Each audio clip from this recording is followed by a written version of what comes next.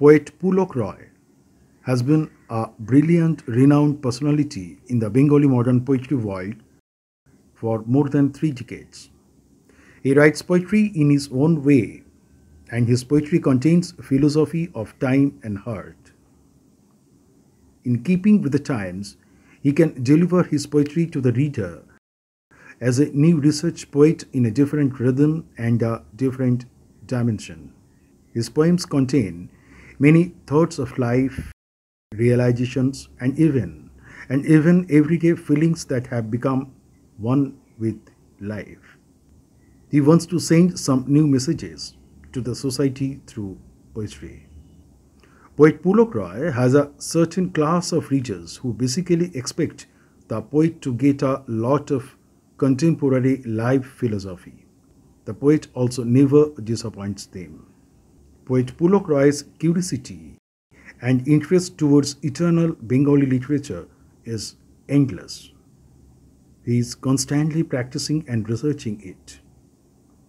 He gets constant love and respect from the reader. His poetry is quite popular in the country and abroad. Even the poet's writing and poems have become very popular and loved by the readers of Bangladesh. কবিতা সমাজ সভ্যতার উপাদান, সাহিত্য সংস্কৃতির উপাখ্যান আর প্রত্যাশার আঙিনা, প্রশস্তি চেতনা, সৃজনশীল শ্রমবাবের বাসা, অমর সত্তা, শান্তির ঠিকানা। কবিতা কবিতা কাব্য অলঙ্কার, পাখির নীড়ের সৌন্দর্য। কবিতার জন্য স্বপ্ন দেখব না হয়, কবিতার হাত ধরে হাঁটতে হাঁটতে পেয়েছি জীবন নদীর চর, কৃষ্ণ কথায় মত্ত মানুষের সবুজ বানালি প্রান্ত। কবিতা বিস্ময়, একথা সত্যি নয়। কবি যদি একথাই বলেন তাহলে তো খুব সর্বনাশের ব্যাপার। সর্বনাশে নয়, কবিতা তো আমাদের কাছে বিস্ময়। কবির কাছে নাই বা বিস্ময় হতে পারে, তার কারণ তিনি কবিতা লিখতে পারেন। তিনি কবিতা লিখতে পারেন বলে তার কাছে কবিতা আসে, শব্দ আসে, অক্ষর আসে, সময় আসে, অনুভূতি আসে। আর আমরা যারা সাধারণ পাঠক, আমরা চেষ্টা করি সেই কবিতার বিস্ময়কে একটু কাছাকাছি, একটু হৃদয়ের অনুভূতির শত্রুতায় বেঁধে রাখতে।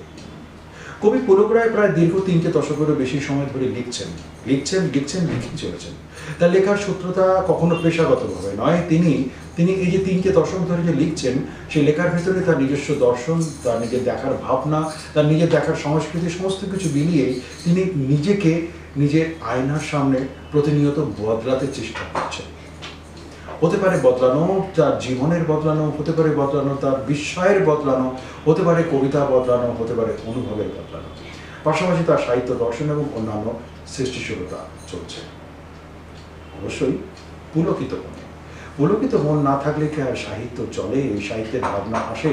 আজকে আমাদের সাথে আছেন বিশিষ্ট কবি, লেখক, সাহিত্যিক, সৃষ্টিশীল, উন্মুখ এক অন্যরকমের ব্যক্তিত্ব, কবি পুলক রায়। নমস্কার পুলক দা। পুলক দা, এই আসলে আপনার সাথে আমার বিভিন্ন সময় আড্ডা হয়, তো সেই আড্ডাতে অনেক রকমের কথা আসে, দেশ, রাজনীতি, সমাজ, কবিতা, সাহিত্য। আড্ডার গতি, প্রকৃতি, পথ এদিক ওদিক ধরে এগোতে থাকে। কিন্তু মুশকিল হচ্ছে, আপনাকে আমি আদন্তে কবি হিসাবেই কিন্তু একটু বেশি বলতে ভালোবাসি। তার কারণ কবিতা আপনার হাত ধরে এক অন্যরকম সূত্রতায় চলে আসে। তো এই যে কবিতা হচ্ছে, এই যে কবিতার যে ভাবনা, তা তো বদলায়, কবিতা তো বদলে যায়। ওই যে আপনার কবিতাটা পড়লাম না, কবিতা বিস্ময়, এ কথা সত্যি নয়। আচ্ছা, সত্যি নয় কেন কবিতাকে বিস্ময় হিসেবে ভাববো না? দেখুন, কবিতা একটা আবেগ, নিজের উপলব্ধি। সেই আবেগ এবং উপলব্ধিটা নির্ভর করে সময়, পরিবেশ, প্রকৃতির উপরে। আর কবিতাটা হচ্ছে এই যে নিজের উপলব্ধি, সেটাকে প্রকাশ করা, সেটা আমি প্রকাশ করলাম, সেটা একটা বিস্ময় আকার রূপ নিল। সেটা এবার মানুষ কিভাবে নেবে, সেটা মানুষ পাঠকই বুঝে নিতে পারে। কিন্তু কবির তো একটা নিজস্ব দর্শন আছে, কবির তো একটা নিজস্ব ভাবনা আছে, কবির একটা রাগও আছে, কবির ভালোবাসা আছে। সবগুলো মিলিয়ে কবি যখন শেষ পর্যন্ত পাঠকের কাছে নিবেদন করছে তার নিজের লেখা, তখন তিনি পাঠকের কাছে তো নত যেন। নিশ্চয় পাঠক যদি তার লেখাটা না বুঝতে পারলো, তাহলে সেটা বিস্ময় হয়ে থেকে গেল, সেটা তো তার কাছে। তার মানে আপনি যে কথাটা বলতে চেয়েছেন বিস্ময়ের কাছে, সেটা বেশ অদ্ভুতভাবে বেশ সুন্দর করে বললেন বটে, যে পাঠকে যদি বুঝতে না পারে তাহলে তো বিস্ময়। আসলে এই বিস্ময় শব্দটাই এমন একটা আপেক্ষিক তত্ত্বের সূত্রকে বিচ্ছিন্নভাবে নামিয়ে দেয় যে যেখানে অন্যরকম ভাবনাতে চলে আসে। কিন্তু ধরুন কবিতা লেখা হচ্ছে, কবিতা ভাবনা হচ্ছে, প্রতিদিন কত কবিতা হচ্ছে। গড়গড়তা বাঙালি 12-13 বছর বয়স হলেই অন্তত আর যাই হোক দুটো লাইন লিখে ফেলে। দেখুন এই কবিতা চরণের পর চরণ আমরা যে সাজাই, দুটো চরণের মাঝখানে যে ফাঁকটা সেটা যে উপলব্ধি করবে সে কবিতার মর্মার্থ বুঝতে পারবে। সেই উপলব্ধিটা নিজের ব্যক্তি সত্তা, দুটো চরণের মাঝখানে যে ফাঁকটা, সেই অর্থটা তোমাকে উপলব্ধি করতে হবে। কবি কি বলতে চেয়েছেন এই জিনিসটা যদি কেউ না উপলব্ধি করতে পারে, সে যদি অর্থটা না ভেঙে বুঝতে পারে কবির বক্তব্যটা কি রাখতে চেয়েছেন, কি শোনাতে চেয়েছেন, সমাজকে কি বার্তা দিতে চাইছেন, এইটা যদি নিজে উপলব্ধি না করতে পারে তাহলে সে কবিতা তার কাছে বিস্ময় হয়েই থেকে যায়। তারপরে ওই মাঝখানের যে ফাঁকটা, এই নাটকে একটা কথা আছে, বিশ্ব নাটকের সে বিখ্যাত ব্যক্তিত্ব একটা কথা বলেছিলেন, যে সেটা হলো যে অনেক কিছু অনেকভাবে বলা যায় সাহিত্যের ক্ষেত্রে, কিন্তু নাটকে শুধুমাত্র একটা পজ দিয়ে কিন্তু অনেক শব্দ, অনেক কিছু, অনেক অর্থ বোঝা যায়। আপনারা বেশ অদ্ভুতভাবে বললেন যে দুটো চরণের মাঝখানে যে ফাঁকটা, সেটুকুর ভিতরে একটা অনুভূতি লুকিয়ে আছে। এই যে লিখছেন, লেখার ভিতরে যে সূত্রতা, বিরহের অন্তরালে বা জলের আলপনা, বিশেষ করে বিরহের অন্তরালের ক্ষেত্রে আমি বলছি, সেটার পর আমি খুব চমৎকৃত হয়েছিলাম।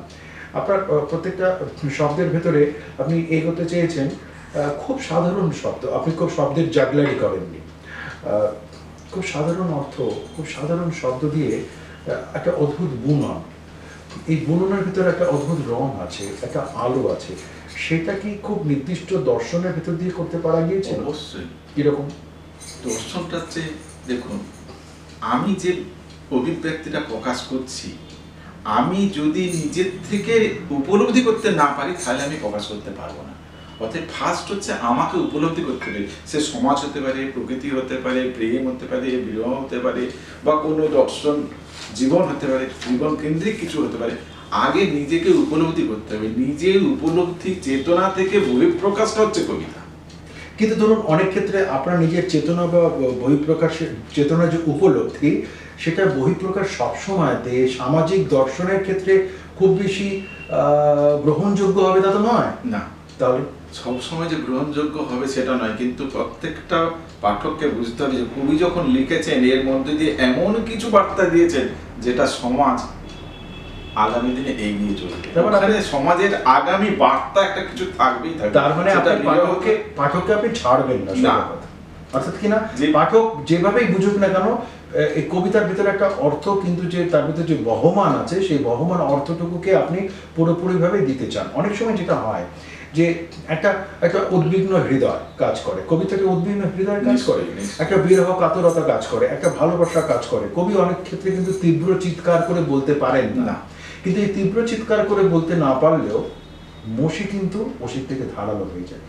মাঝে মাঝে পারেন কি, যা পারলাম না অনেক কিছু করতে, কবিতার মাধ্যমে অন্তত সেই প্রতিবাদ। একবারে যে কথাটা বললেন, কবিতা কিন্তু সেই জিনিসটা প্রশস্তির পথ দেখায় এবং তর্কের মধ্যে দিয়ে এগিয়ে নিয়ে যায়। সেই এগিয়ে নিয়ে যাওয়াটা আপনার কলমের কালি, আপনার নিজের অভিজ্ঞতা। প্রত্যেকটি মানুষের স্বপ্ন থাকে সে বড় হবে, সে প্রতিভা বিকশিত করবে, কিন্তু সবাই কিন্তু পারে না। সবাই চেষ্টা করে, যে পারে সে বুঝতে পারে যে আমি একটা কিছু না করতে পারি, অন্তত আমি আমার আনন্দটুকু উপলব্ধি করতে পেরেছি, আমি আমার চেতনাটুকু প্রকাশ করতে পেরেছি। এটাই হচ্ছে কবিতা, গল্প, সাহিত্য। কিন্তু ধরুন এই নিজের চেতনা বোধ তাকে প্রকাশ করা, যখন সেটা কবিতার খাতার ভিতরে থাকলো, তখন তার নিজের একেবারে গোপন কুঠুরিতে বা কিংবা তার নিজের কাছে থাকলো, কিন্তু যখন সেটা একেবারে পুস্তক আকারে বা মুদ্রিত আকারে যখন সেটা চলে আসে, তখন তো সেটা মানুষের কাছে পৌঁছে গেল। এই যে মানুষের কাছে যখন পৌঁছচ্ছে, পাঠকের কাছে যখন পৌঁছচ্ছে, পাঠক প্রতিক্রিয়া যখন পাওয়া যায়, তখন নিজেকে শুধরানো, নিজেকে ভালো লাগা, বদল করার পথগুলো কি খুঁজে পান? দেখুন, নিজের উপলব্ধিটা যদি সার্বিকভাবে প্রকাশ না করতে পারি, নিজেটা নিজের কাছে থেকে গেল। আমার কবিতা একটা পাঠক পড়লো, সে যদি মনে করে আরে এটা তো আমার জীবনের সঙ্গে মিল খুঁজে পাচ্ছি, আরে এই জিনিসটা তো আমি ওইখানে ওই বাড়িতে দেখেছিলাম, আরে এই কবিতাটার সঙ্গে তো ওই বাড়ির ওই মেয়েটার সঙ্গে মিলে যাচ্ছে। কবির কবিতা যদি কোনো পাঠক নিজের অনুভূতির মধ্যে পেয়ে যায়, এটাই হচ্ছে তার মানে আপনি যেটা বলতে চাইছেন যে কবিতা, যে কবিতা একজন পাঠক পড়ছেন সেখানে তিনি তার স্মৃতিটাকে অন্বেষণ করছেন, হ্যাঁ তাই না? একবারে তাই তো, তিনি খুঁজে পাচ্ছেন কবি যেটা বক্তব্য বলতে চেয়েছেন, উনি ওনার নিজের মধ্যে খুঁজে পেয়ে গেলেন। এবং সেই খুঁজে পাওয়াটার ভেতরেই একটা অন্য দর্শনের ভাবনা থাকে, খুঁজে পাওয়ার ভেতরে কিন্তু একটা অন্য দর্শন বা অন্য স্মৃতির অন্বেষণের সূত্রটা থেকে যায়। সবসময় কি কবি সেটা করতে পারেন, নাকি তার নিজস্ব যে পথ, নিজস্ব যে দর্শন, সেখানে পথ দিয়ে তিনি এগিয়ে যান? কবি পুলক রায় তিনি প্রতিবাদী কবিতা বললে একরকম, তিনি প্রেমিক কবিতা বললে একরকম, তিনি বিরহের কবিতা কবি বললে একরকম। আসলে তার বিভিন্ন বা ভিন্নমুখী পথ। কোন পথে তিনি অনেক বেশি স্বচ্ছন্দ, অন্তত নিজের কাছে, এটা একটু জেনে নেওয়া প্রয়োজন। জানবো, তবে তার আগে একটা বিরতিতে যেতে হচ্ছে। বিরতির পর ফিরে আসছি। সাথে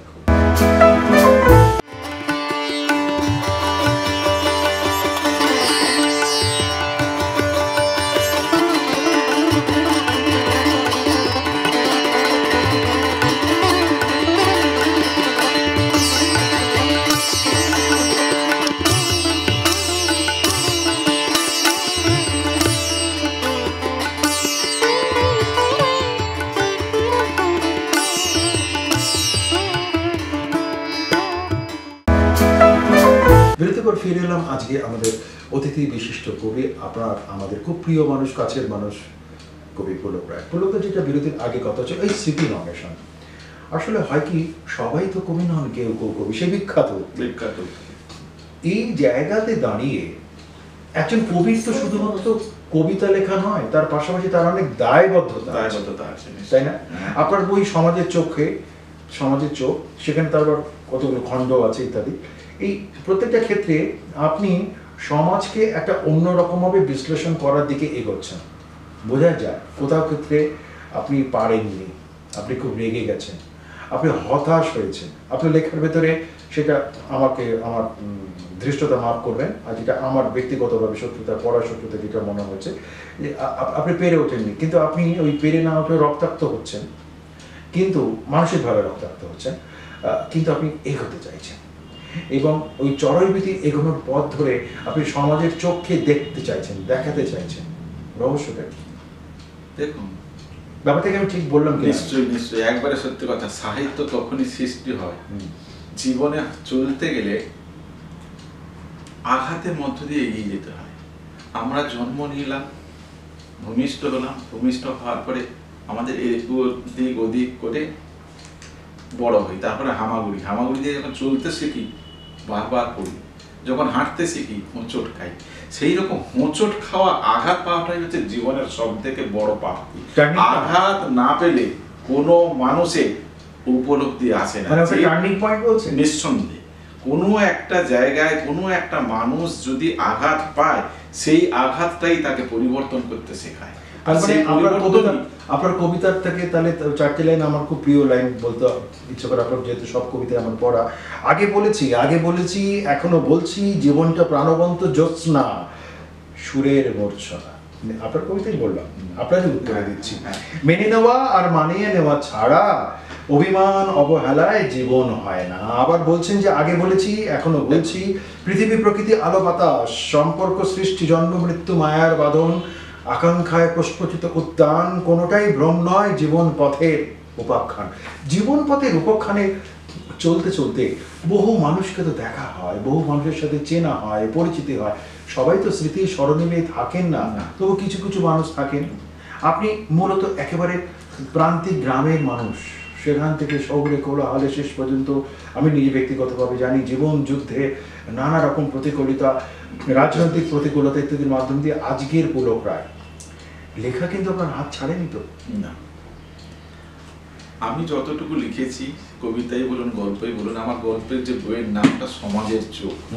আমি সমাজে কিভাবে বিধ্বস্ত হয়েছি। না, এখানে আপনি এক চালাকি করেছেন। না, এই চালাকিটা আমি না, আমি অন্য অর্থে বললাম।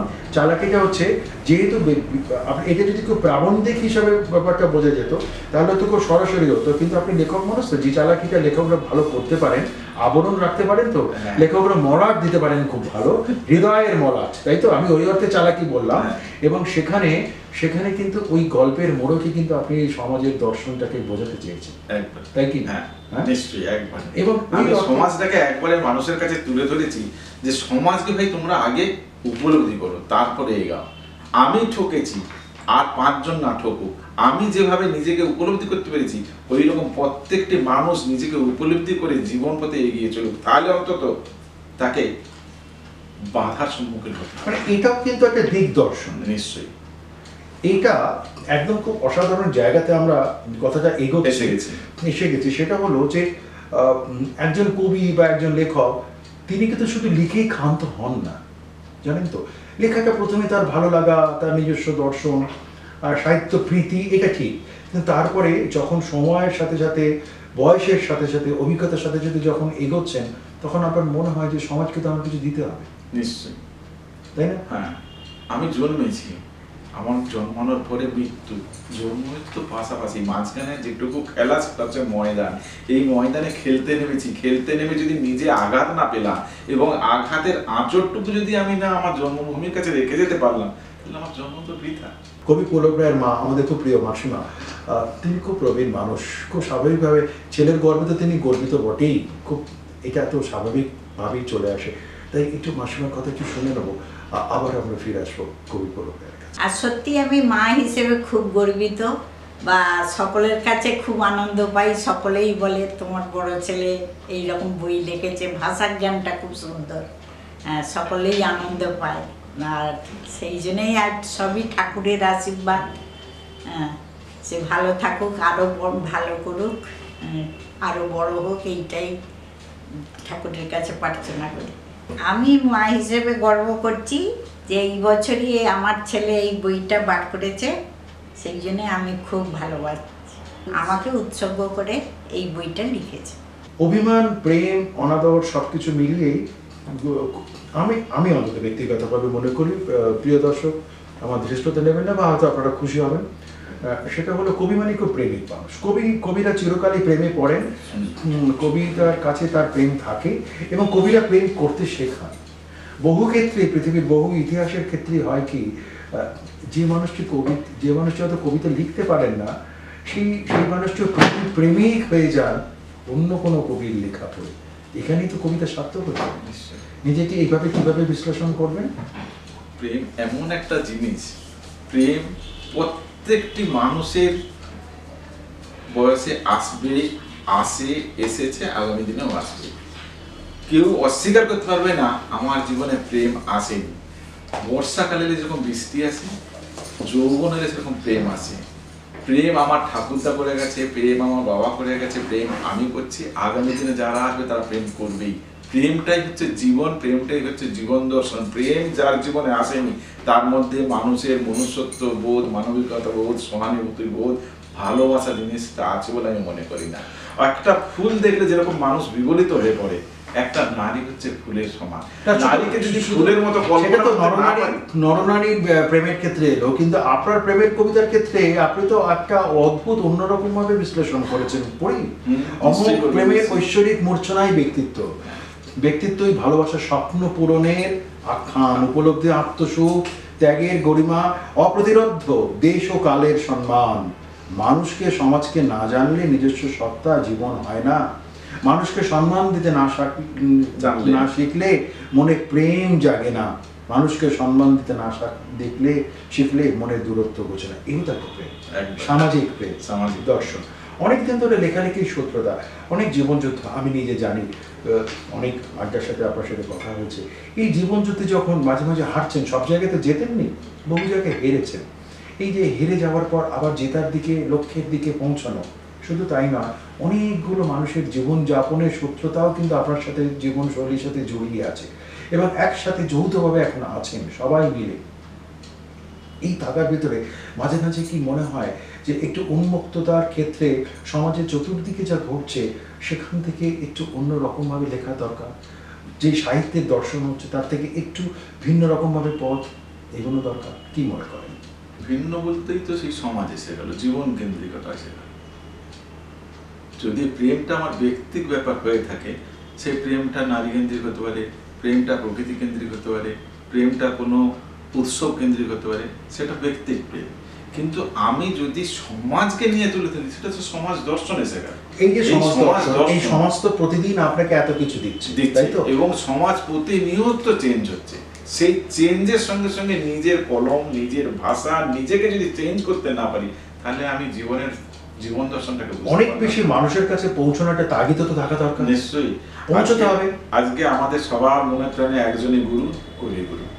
ওনাকে ছাড়া আমরা কোনো সময় প্রতিনিয়ত প্রতিক্ষণ ভাবতে পারি না, প্রতিটা মুহূর্ত ভাবতে পারি না। ওনাকে বাদ দিয়ে আমাদের জীবন দর্শনের বৃথা।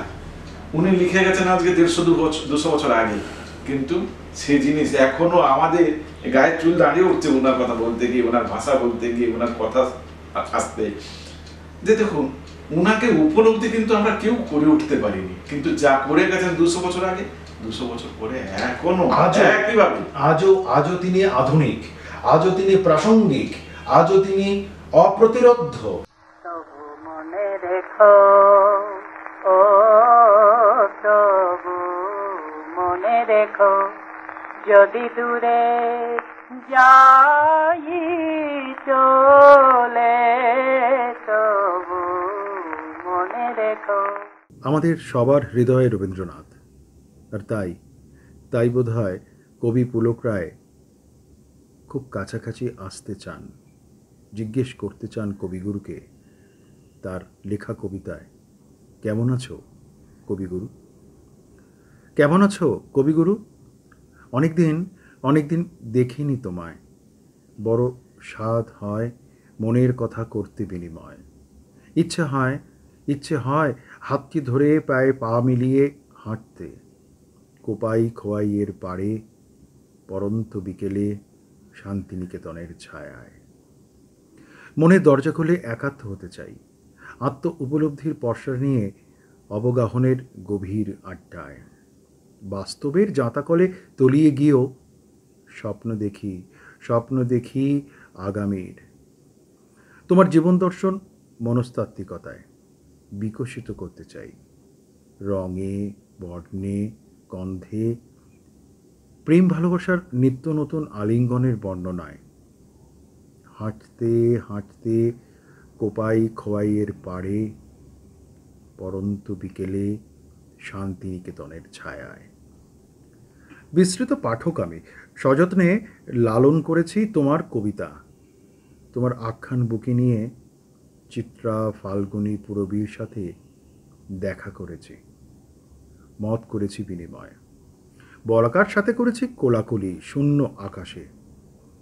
কেউ আশ্বস্ত করতে পারেনি আমায়, তুমি শাশ্বত কবি, তোমাকেই তো মন চায়, কোপাই খোয়াইয়ের নির্জন পাড়ে, পরন্ত বিকেলে শান্তিনিকেতনের ছায়ায়।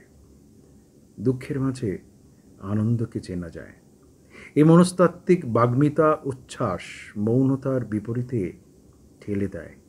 এ সৃষ্টি তোমার বিস্ময়, সৃষ্টির মাঝে স্বাধীন সত্তা মুক্তি পায়। মানবতাবোধ, ভ্রাতৃত্ববোধ, মূল্যবোধ, নিজস্ব পরিচয়। বড় স্বাদ হয় মনের কথা করতে বিনিময়, কতদিন দেখিনি তোমায়, কোথায় আছো, কেমন আছো কবিগুরু, কেমন আছো? বড় স্বাদ হয় মনের কথা করতে বিনিময়, কতদিন দেখিনি তোমায়।